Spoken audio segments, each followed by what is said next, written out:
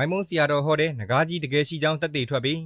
ဒါကတော့မိုင်မုံစီယာတော်ဟောတဲ့နဂါးကြီးတကယ်ရှိကြောင်းသိပ္ပံပညာရှင်တွေကိုယ်တိုင်အတည်ပြုလိုက်တဲ့သက်သေဗီဒီယိုဖိုင်ပဲဖြစ်ပါတယ်ပြီးခဲ့တဲ့ရက်ပိုင်းကတရားဟောပွဲတစ်ခုမှာမိုင်မုံစီယာတော်ကကဘာပြက်ကတ်ကိုလှုပ်နှိုးမယ်မိုင်မုံ3000အရှိရှိတဲ့နဂါးကြီးနိုးထလာပြီးလို့ဟောကြားခဲ့လို့မြန်မာတနိုင်ငံလုံးကြရက်ရိုက်ခဲ့ကြပါတယ်တက်ရှိနဂါးတကောင်ဟာမိုင်မောင်း3000ဘလုံးမှမရှိနိုင်တာကြောင့်ခေတ်လူငယ်တွေတည်းမကလူကြီးတွေပါပါဇက်အဟောင်းသားဖြစ်ခဲ့ရပြီးမိုင်မုံစီယာတော်ကိုကူအောင်ပြီးကလေးကအုံနောက်ကြောင်သွားပြီးလို့တွက်ဆခဲ့ကြပါတယ်